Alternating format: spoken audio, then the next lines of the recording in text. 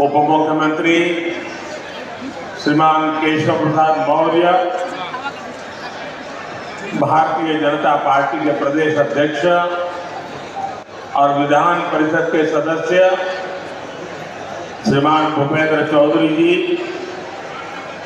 उत्तर प्रदेश सरकार के सभी आदरणीय मंत्रीगण, सांसदगण, अन्य महानुभाव और आजमगढ़ के मेरे प्यारे भाई और बहनों,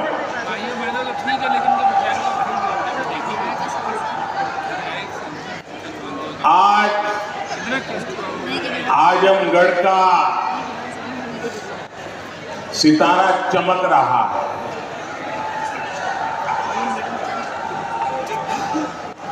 एक जमाना था जब दिल्ली से कोई कार्यक्रम हो और देश के अन्य राज्य उसके साथ जुड़ते थे। आज आजमगढ़ में कार्यक्रम हो रहा है और देश के अलग अलग कोने से हजारों लोग हमारे साथ जुड़े हुए हैं। जो हजारों लोग जुड़े हैं, मैं उन सबका भी स्वागत करता हूं, अभिनंदन करता हूं। साथियों, आज केवल आजमगढ़ी नहीं बल्कि पूरे देश के विकास के लिए कई विकास परियोजनाओं का यहां से शुभारंभ हो रहा है। जिस आजमगढ़ को देश के पिछड़े इलाकों में गिनते थे, आज वही देश के लिए विकास का नया अध्याय लिख रहा है। आज आजमगढ़ से कई राज्यों में करीब 34,000 करोड़ रुपए के प्रोजेक्ट, उसका लोकार्पण और शिलान्यास हुआ। आजमगढ़ के साथ साथ श्रावस्ती, मुरादाबाद, चित्रकूट, अलीगढ़, जबलपुर, ग्वालियर, लखनऊ, पुणे, कोल्हापुर, दिल्ली और आजमपुर, इतने सारे एयरपोर्ट पर नए टर्मिनल भवन का उद्घाटन हुआ है। और इन टर्मिनल्स के लिए कितनी तेजी से काम हुआ है। हवाई जहाज की यात्रा को और ज्यादा सहज और सुलभ बनाएंगे। लेकिन साथियों, आप देखिए, पिछले कई दिनों से मेरे समय की मर्यादा के कारण मैं एक ही स्थान पर से देश के अनेकों प्रोजेक्ट का लोकार्पण कर रहा हूं। और जब लोग सुनते हैं कि देश में एक साथ इतने एयरपोर्ट, एक साथ इतने रेलवे स्टेशन, एक साथ इतने हवाई अड्डे, एक साथ इतने IIM, एक साथ इतने लोग अचरज हो जा रहे हैं। और कभी कभी पुरानी जो सोच रहती थी ना, तो इसको भी उसी चौखट में बिठाते हैं और क्या कहते हैं, अरे भाई ये तो सब चुनाव का मौसम है ना। अरे मेहरबान, चुनाव के मौसम में पहले क्या हुआ करता था? पहले की सरकारों में बैठे हुए लोग जनता की आंख में धूल झोंकने के लिए योजनाएं घोषित कर देते थे, बाद में कोई पूछने वाला नहीं। और जब मैं एनालिसिस करता तो 35 साल पहले घोषणा हुई। कभी चुनाव के पहले पत्थर गाड़ देते थे आकर के, फिर खो जाते थे, पत्थर भी खो जाते थे, नेता भी खो जाते थे। यानी सिर्फ घोषणाएं होना। और मुझे याद है जब 2019 के वर्ष में मैं कोई भी योजना घोषित करता था या शिलान्यास करता था, तो पहला हेडलाइन टाइम यही बनता था कि देखो भैया वो चुनाव ऐसे हो रहा है। आज देश देख रहा है मोदी दूसरी मिट्टी का इंसान है।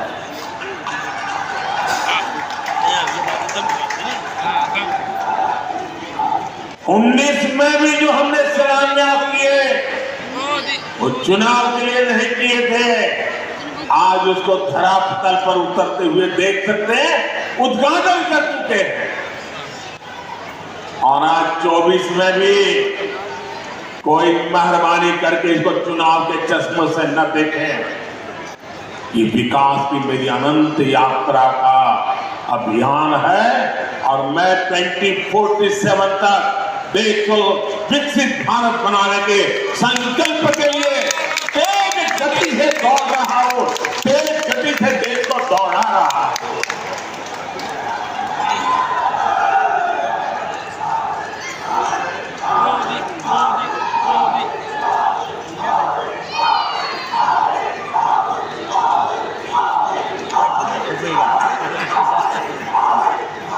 आजमगढ़ का इतना प्यार, इतना स्नेह देश भर के लोग आज जुड़े हुए देख रहे हैं, आपका ये उत्साह देख रहे हैं। और मैं देख रहा हूं पीछे जितने लोग अंदर पैदान में हैं उससे ज्यादा धूप में तप रहे हैं। भैया ये प्यार अद्भुत है।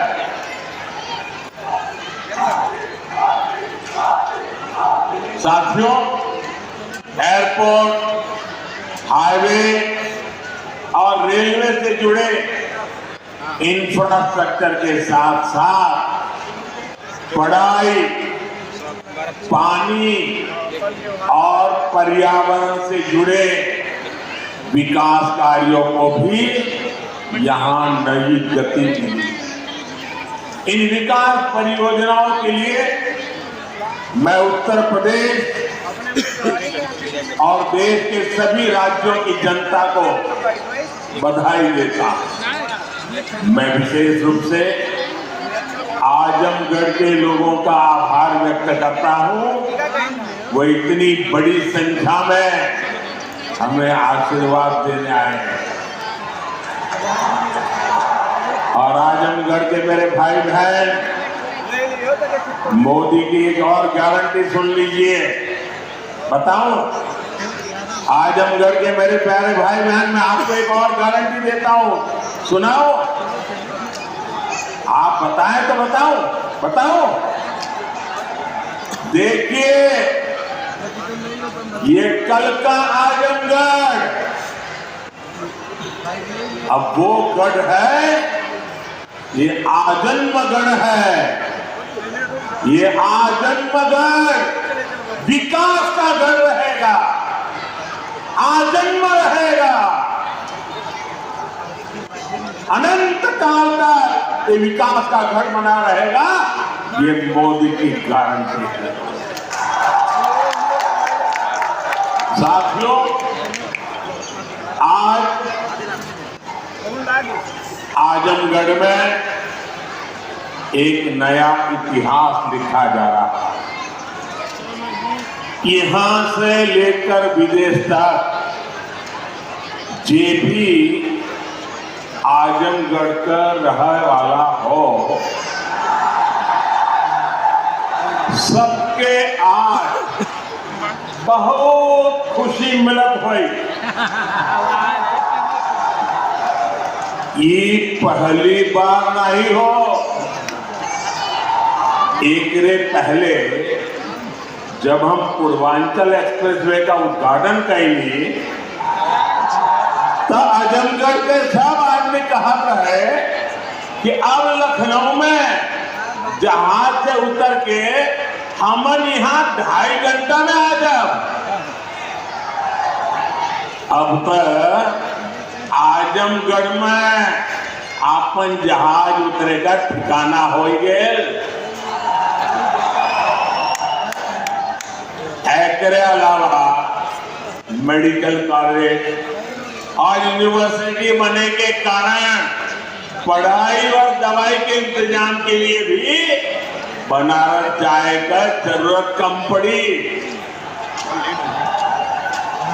साथियों, आपका ये प्यार और आजमगढ़ का ये विकास जातिवाद, परिवारवाद और वोट बैंक के भरोसे बैठे इंडी गठबंधन की नींद उठा रहा है। पूर्वांचल ने दशकों तक जातिवाद और तुष्टीकरण की राजनीति देखी और पिछले 10 वर्षों में ये क्षेत्र विकास की राजनीति भी देख रहा है और 7 साल से योगी जी के नेतृत्व में उसे और गति मिली। यहाँ के लोगों ने माफिया राज और कट्टरपंथ के खतरों को भी देखा है और यहाँ की जनता कानून का राज भी देख रही है। आज यूपी में अलीगढ़, मुरादाबाद, चित्रकूट और श्रावस्ती जैसे जिन शहरों को नए एयरपोर्ट टर्मिनल्स मिले हैं उन्हें कभी यूपी का छोटा और पिछड़ा शहर कहा जाता था। उनकी कोई पूछने वाला नहीं था। अब यहाँ भी हवाई सेवाएं शुरू हो रही हैं क्योंकि इन शहरों में तेजी से विकास हो रहा है। यहाँ औद्योगिक गतिविधियों का विस्तार हो रहा है। जिस तरह हमारी सरकार जन कल्याण की योजनाओं को मेट्रो शहरों से आगे बढ़ाकर छोटे शहरों और गांव देहात तक ले गई, वैसे ही आधुनिक इंफ्रास्ट्रक्चर के काम को भी हम छोटे छोटे शहरों तक ले जा रहे हैं। छोटे शहर भी अच्छे एयरपोर्ट, अच्छे हाईवे के उतने ही हकदार हैं जितने ही बड़े मेट्रो शहर। और भारत में जो तेजी से अर्बनाइजेशन हो रहा है उसका जो प्लानिंग 30 साल पहले होना चाहिए था वो नहीं हुआ। हम उसी को ध्यान में रखते हुए आज टियर 2, टियर 3 सिटी उनकी ताकत बढ़ा रहे हैं ताकि अर्बनाइजेशन रुके नहीं और अर्बनाइजेशन एक अवसर बन जाए। उस दिशा में हम काम कर रहे हैं। सबका साथ, सबका विकास का यही विजन डबल इंजन की सरकार का मूल मंत्र है।